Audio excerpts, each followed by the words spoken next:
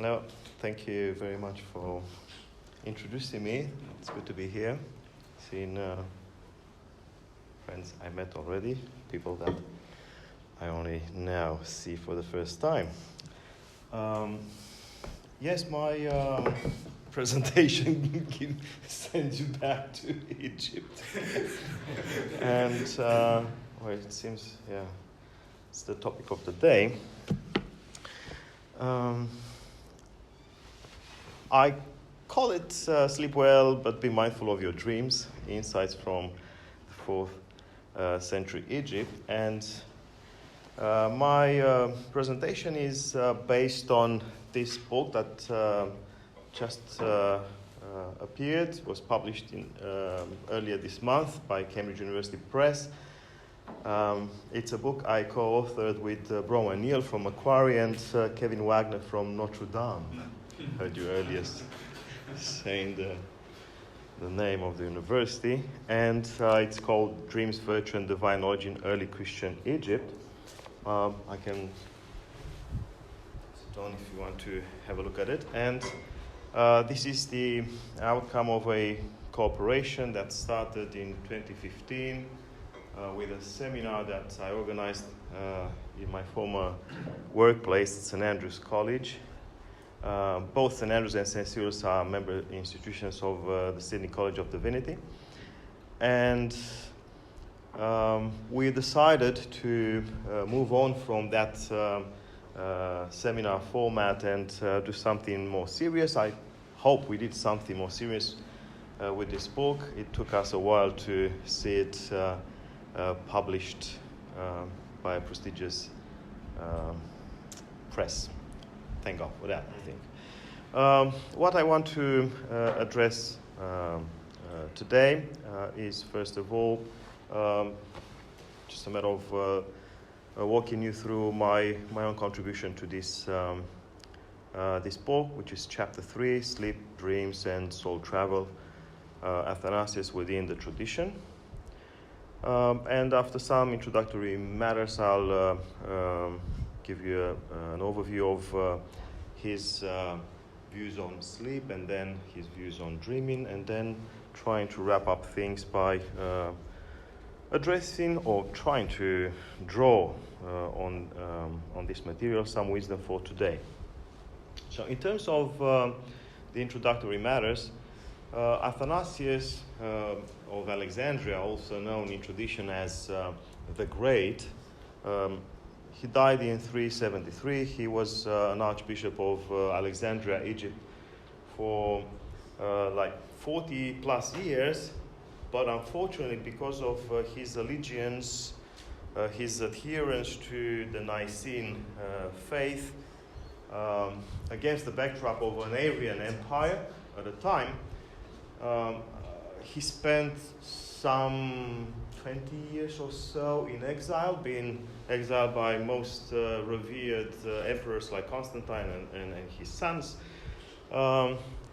What's very interesting is the fact that even when he was away in exile, he never lost sight of his diocese, being in touch with his diocese by way of letters. So he's one of those 4th century bishops from whom we have an abundant material in terms of epistles.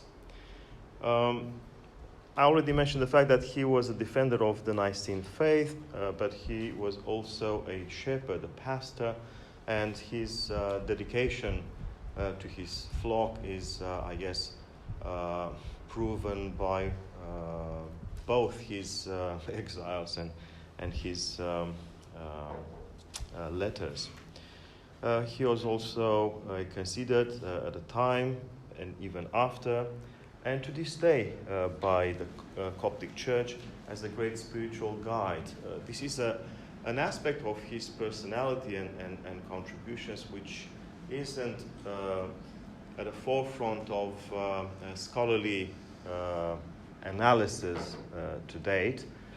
Scholars have traditionally looked at his doctrinal stances, his political attitude, and so on and so forth, and only very recently his more spiritual dimension, or the spiritual dimension of his personality and contributions came to the fore. His literary output is impressive. He wrote many treatises. Some of them, or most of them, are doctrinal, but also combining historical criterion and doctrine. His works, particularly letters and apologies, are a first-hand witness for the Arian controversies. So we don't know much about many facts, whatever happened after the Council of Nicaea, from other sources, but he seems to have been quite an objective observer of the events. Of course, bias should not be easily discarded, but still historians today believe that most of his historical reconstruction of whatever happened after Nicaea is fairly accurate in his writings. Pastoral writings, many letters, as I said, and spiritual writings. Perhaps a matter of interest here is the fact that he is the one that has coined the word canonical scriptures. So it seems that no other early Christian author used the term canonical scriptures. Of course, there was an idea of a canon, a list of writings, but the word was not applied as such. He mentioned the canon of the scriptures in his festal letter or paschal letter for the year 367. He was also a sophisticated exegete. In the 1980s, the tremendous book written by Francis Young on the Bible and Christian culture, the second chapter of that book, which is groundbreaking in many respects, the second chapter is dedicated to Athanasius' way of handling the scriptures in his orations against the Arians. But I'll give you another title in a moment. There's far more to say about his engagement of scripture. And to draw closer to my topic, he wrote about sleep and dreaming in circumstantial or pastoral works.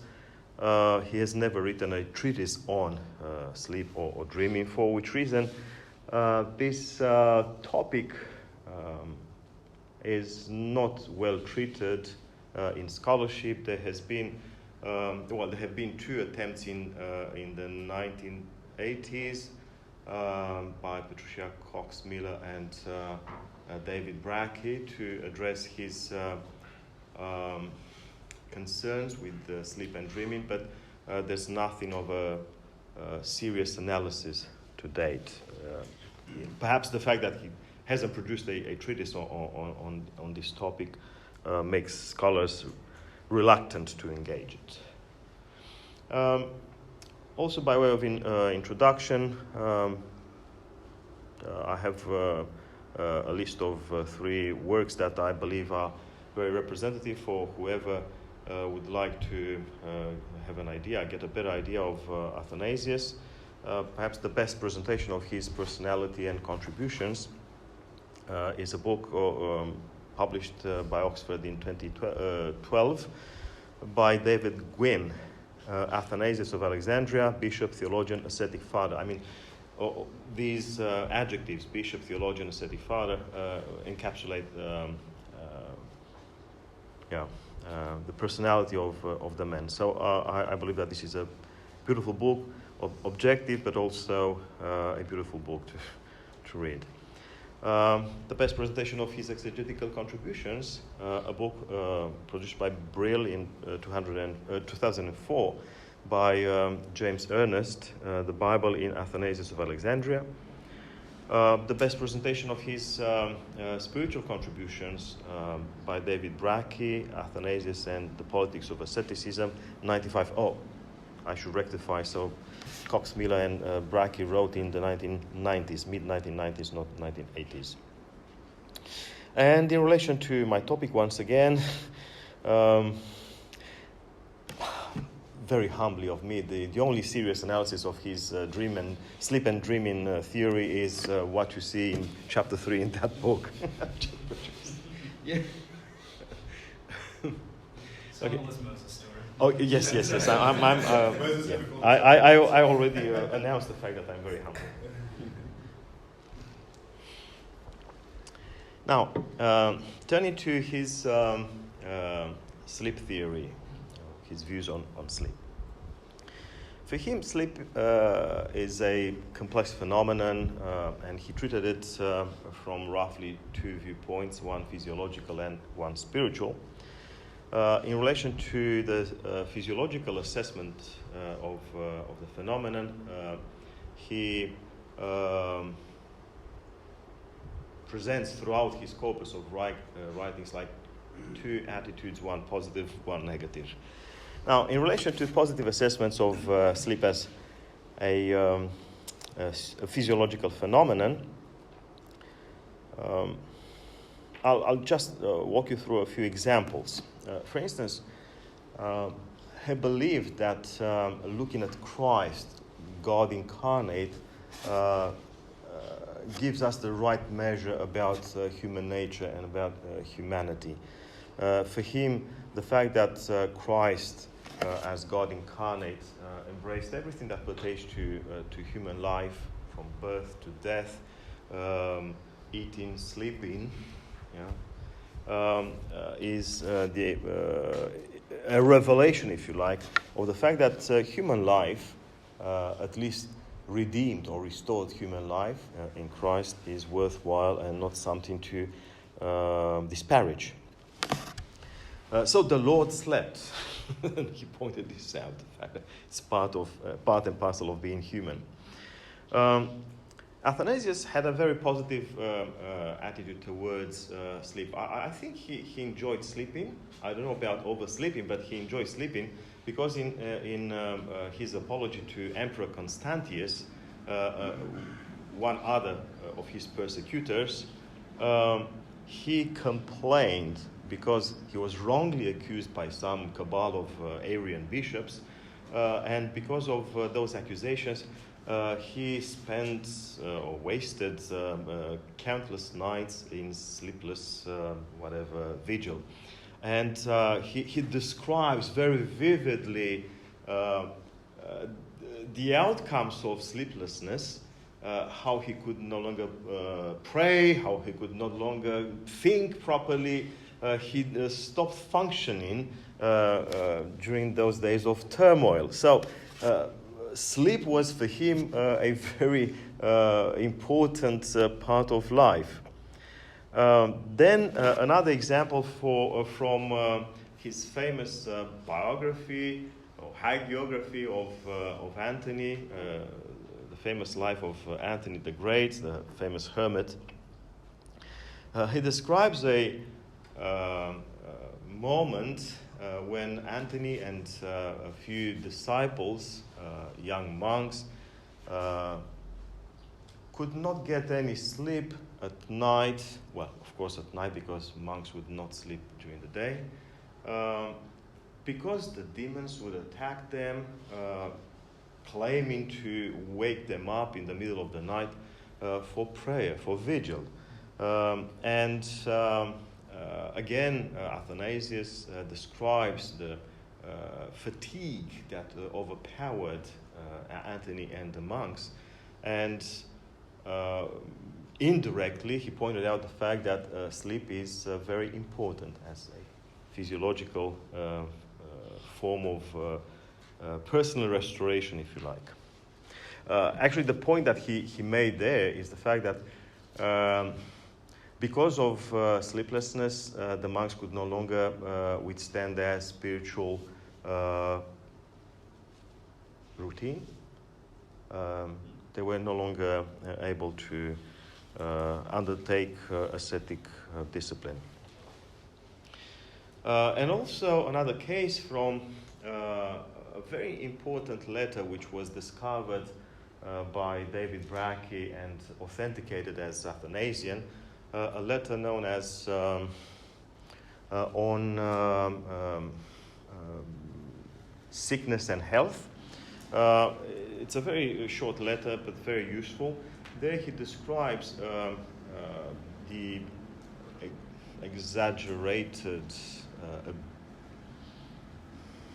hubris, if you like, practice of sleeplessness, which was enjoyed by some monks. He doesn't mention names there. He doesn't even say where those monks would live, but he accused them of heresy, actually.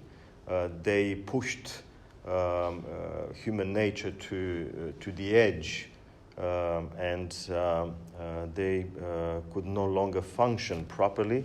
And I prepared a text. It's my translation from On Sickness and Health, chapter 6, where Athanasius actually has a go at these monks in quite a harsh way.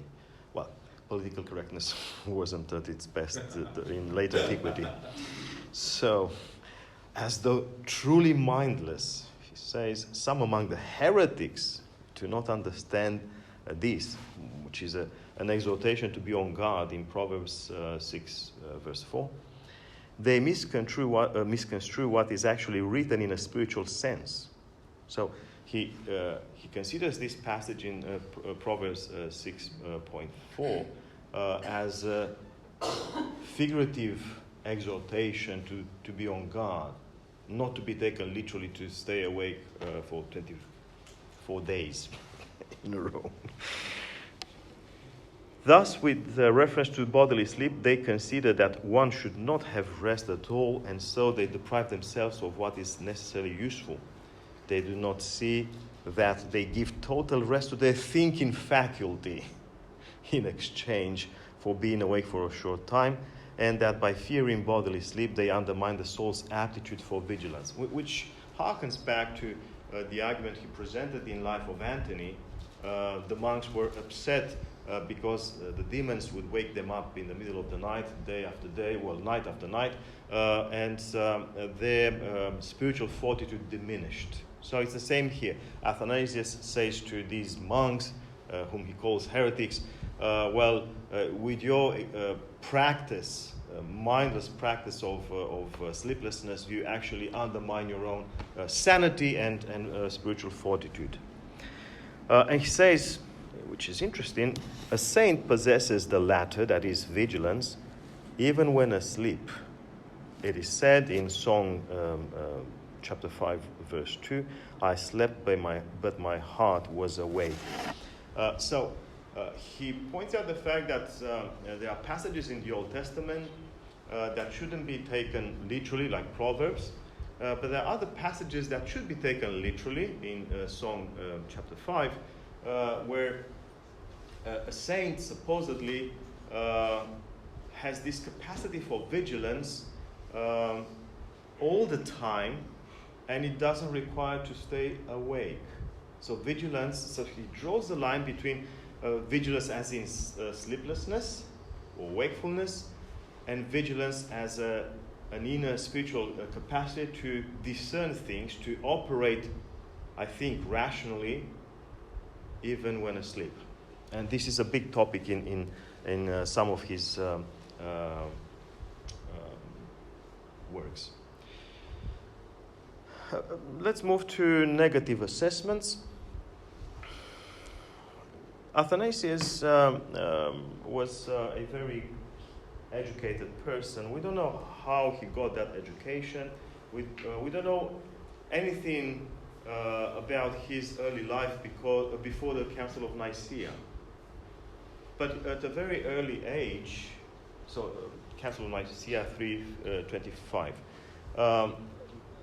at a very early age, he must have been in his mid-teen years. he became the private secretary of the Bishop of Alexandria of the time, Alexander of Alexandria. So he must have been a child prodigy or something like that.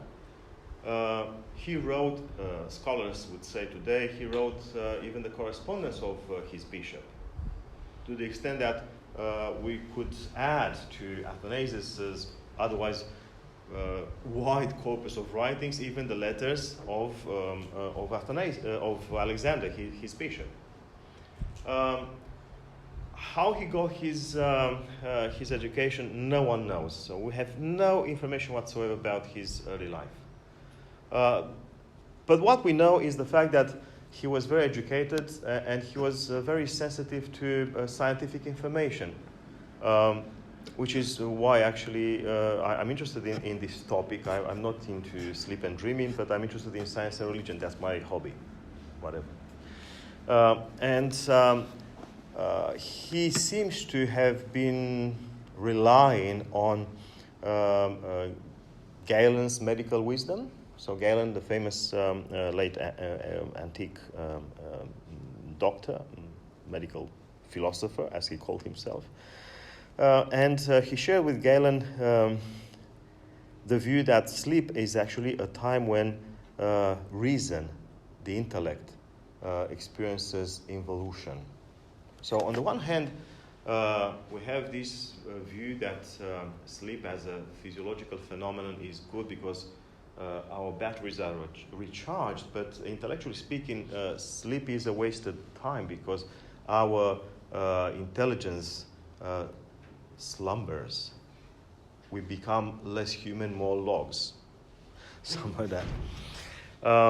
The example that I think stands out in this category is a passage from his life of Antony, where he speaks of Antony, who pondered the noetic, or the intellectual, spiritual character of the soul, and was rather ashamed about eating, sleeping, and other necessities of the body.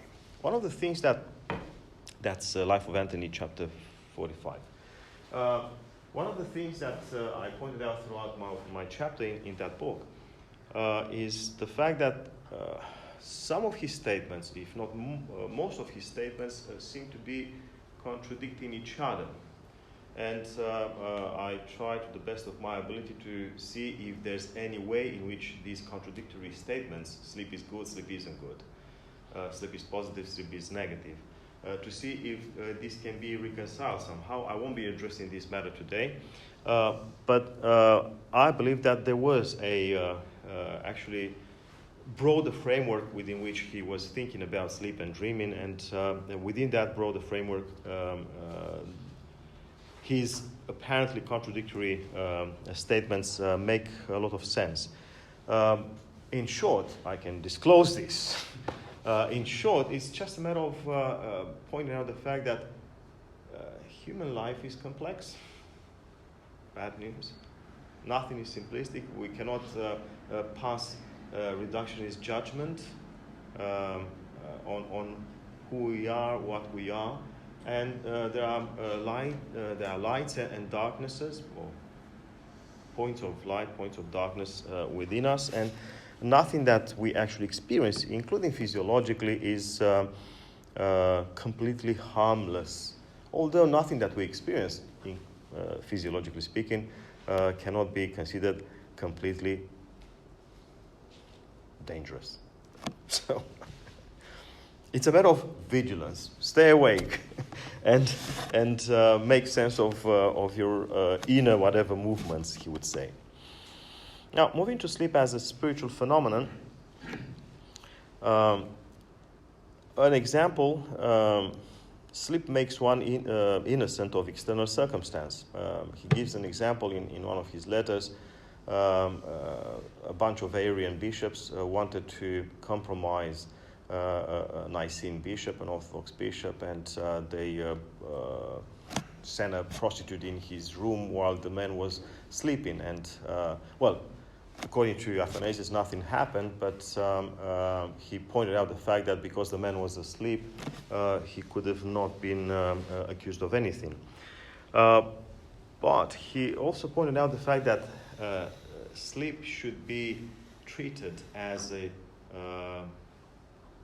battlefield. One should undertake some kind of ascetic experiences with one's physiological rhythms, and with sleep management, one could acquire a number of, you cannot call them virtues. It's more like sharpening some of our faculties. And I'll just give you a list. Vigilance, as in wakefulness, alertness, mindfulness, to be aware of things and yourself, discernment of things, and for instance, Antony, his preferred paradigm, is able even in his sleep to discern when to wake up and not to wake up. For instance, if there's a dream sent by God, Antony wakes up to compute the information that was passed on. But if it's a demonic dream, he won't pay attention. Very interesting stuff. Equanimity, prayerfulness, and a divine sense perception. So with sleep management, or experiences with sleep management, can lead to this kind of extrasensorial, we would say today, perception. Moving to dreaming, also a complex phenomenon. For him, I'll just give you a list of approaches from his part. Dreaming is a state of intellectual regression, like sleep, but also a metaphor for spiritual confusion and doctrinal error. And he uses, in polemical works, he uses dream metaphors and analogies in order to castigate his opponents. Dreaming must be suspected, or people should be circumspect about dreaming, particularly those that are tempted by mantic practices, oneiromancy, trying to make sense of life by discerning one's dreams. Dreams are also associated with false prophecies and demonic influences. But also, dreaming for him was a physiological phenomenon, morally neutral. And one of the cases that he discussed, and David Brackey actually wrote quite an extensive study on this matter, wet dreams, nocturnal pollution for male monks, and he said you shouldn't worry, that's normal. But also dreams may be the vehicle of divine, angelic, and saintly messages. So it's a very widespread range of a wide range of attitudes. A very interesting thing.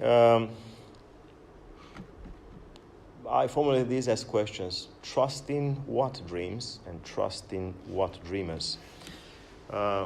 Against the backdrop that I depicted earlier, he actually trusted unconditionally a category of dreams that are scripturally recorded.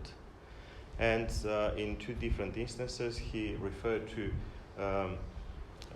Jacob's ladder in Genesis, and the dream of Pilate's wife during Christ's trial. And in both occasions, his attitude is very open, no questions about the source of those dreams. But he also believed in the fact that dreams become trustworthy for people that undertake purification. So ascetics that purify their lives and their minds receive dreams that can sometimes communicate divine messages. Now, moving to wisdom for today, just a recap of what I believe is important in what Athanasius said. Sleep for him was a normal physiological occurrence, but still represented a challenge and required ascetic management. dreaming, naturally related to sleep, was unsettling and had to be treated circumspectly. But also, holy men and women mastered their nature, including sleep patterns, and discerned their dreams, could make sense of their dreams. Now, what we could learn today,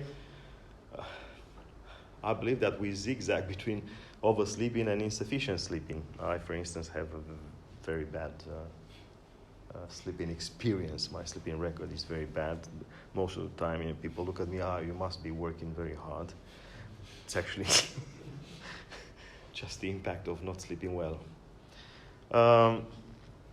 And we are led by our nature, it seems. We are not in charge of our sleeping patterns. But ascetic practices like sleep reduction, psalm singing or reciting, evening reading or meditation, or conversation on wisdom readings, including or particularly scriptural readings, help our sleep management. And I had to skip a few things, but he gave a few very good examples of how sleep can be managed in a spiritual sense by reading from the scriptures or singing psalms. And my last conclusion, I think, pretty much like Antony's: unless you are purified and holy, trust no dream. Thanks, Doug. We have some time for question and engagement. And Dora, if I might start, I'm asking this question from ignorance, so if the question is wrong, feel free to tell me, but it seems to me that one of the catalysts for an ascetic practice of reducing sleep is the narrative of what goes on in Gethsemane with Jesus and the disciples, right? Stay awake. Can't you do this? Isn't the spirit stronger than the flesh? This kind of dialogue. So I'm just wondering if Athanasius engages with that aspect in any way, and how he deals with that particular narrative. Yeah. Well, actually, that Jesus has experienced in Gethsemane, and actually the three disciples that could not stay awake, is part and parcel of this entire monastic universe, establishing or setting the boundaries of monastic experience. On the one hand, well, it's of course an antithesis there. On the one hand, Christ, whose spiritual fortitude keeps him awake, although he's aware of what comes there, and although he's tired like everyone else, I assume, he still battles and stays awake, whereas the disciples cannot endure the night. And I think in life of Antony, this is not a recurrent reference to sleep management, but at least in one instance he refers to this. But in my chapter there, I refer to more than Athanasius's writings. So I refer to some sources from the 4th and 5th century Egypt, from the monastic milieus, the monastic literature, and this topic is of paramount importance. So yeah, that's pretty much it. That says all, So that the spirit can overcome the flesh, but the spirit should be helped. And in life of Antony, this is so on two grounds. On the one hand, Antony is a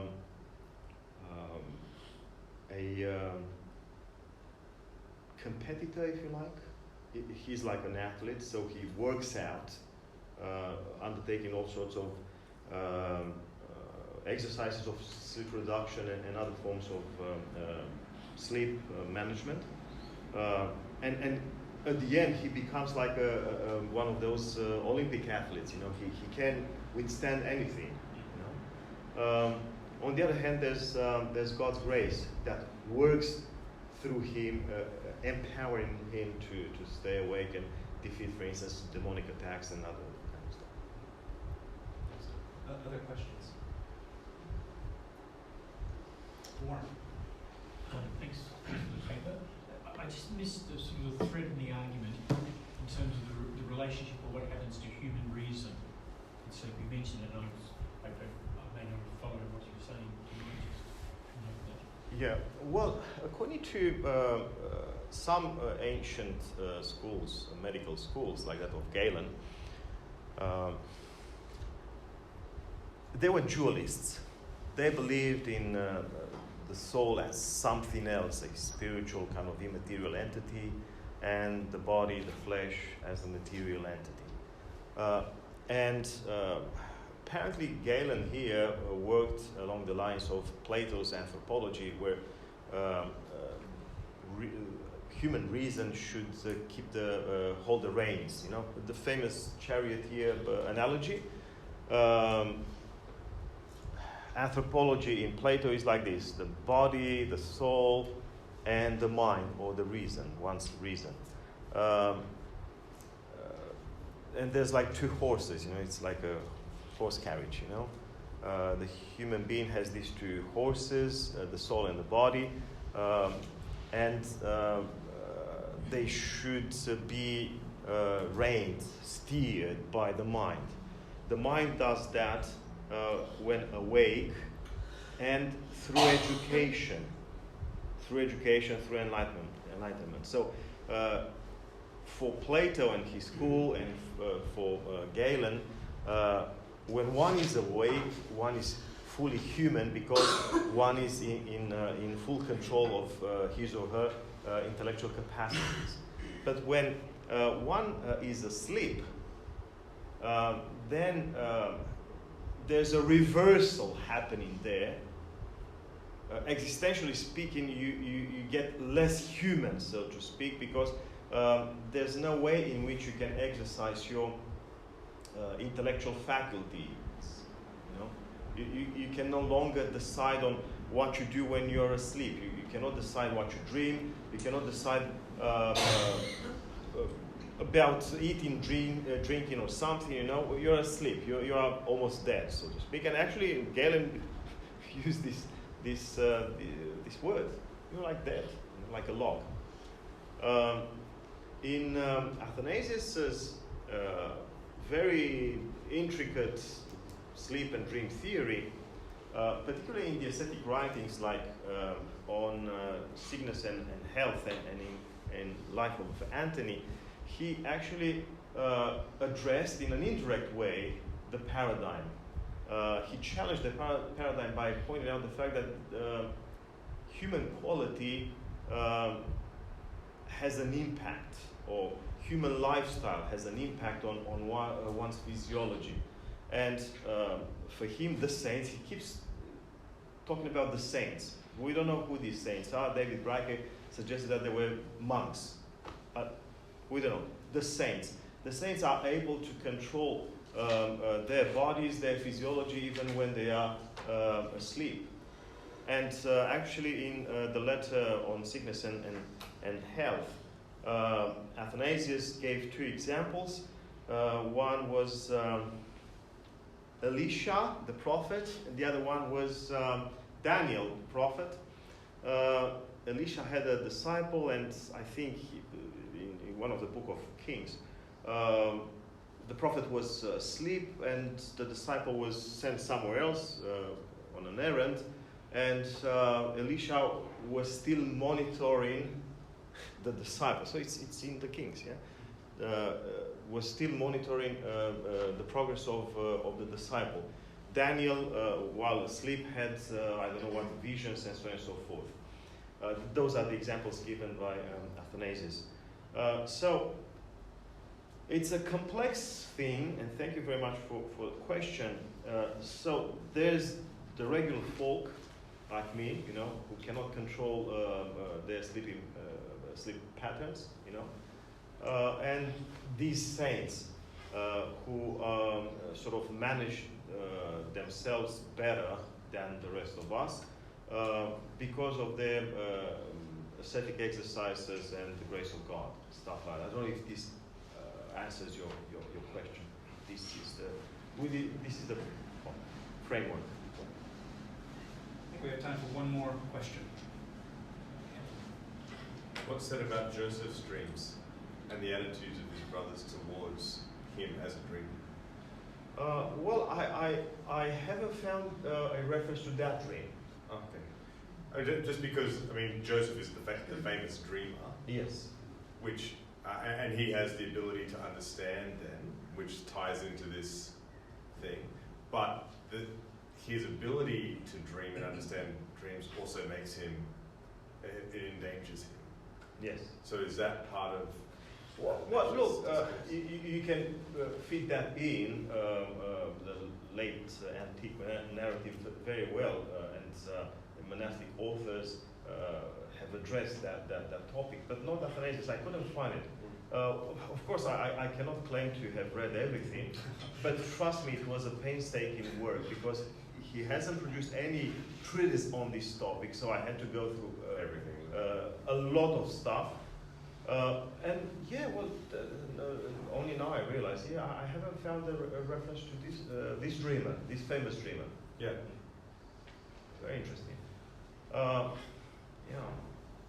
But I think to extrapolate Athanasius's typology, Joseph would be one of those saints able to be in touch with God and also with their neighbor and so on and so forth by way of dreams. Yeah. He doesn't. It's interesting, right? Because Joseph shows no wisdom about his dreams. The way that he presents them, he makes himself the target. It's his personality which makes him the target, not the dream. Very true. That's which plays against the thing that you're saying. But in not in the mentality of the 4th century Egyptian monks, who would consistently present Joseph as a pure heart, and irrespective of his faults, his lack of wisdom and so on and so forth, he was still a pure heart, and for this reason he had those dreams to whatever tell him beforehand of events and stuff like that. Is there do you think there's something there around the fact that Joseph was essentially an Egyptian? Is that why the Egyptian monks are happy to... Could be, but I don't think that this was their perception. In all honesty, I don't think that in 4th century they were aware of the fact that the Hebrews were actually Egyptians. So this is more like our context, our framework, our awareness of how things unfolded, whereas for them, they took the scriptures literally, so these were from Mesopotamia, coming to Palestine and then Egypt and so on and so forth, stuff like that. But I think those dreaming experiences of Joseph and others narrated by the scriptures clicked very well with the monks. I mean, sleep management was a main concern in monastic milieus of Egypt in the 4th and 5th centuries, not only in Athanasius. I mean, Athanasius perhaps isn't the best example to speak of here, but there were many dreamers. For instance, St. Pachomius, the founder of monasteries, so large groups of monks gathering in mid-4th century, he was guided by dreams. Not Antony, not Athanasius. Let's thank Doru again. We'll stretch our legs for a few minutes and have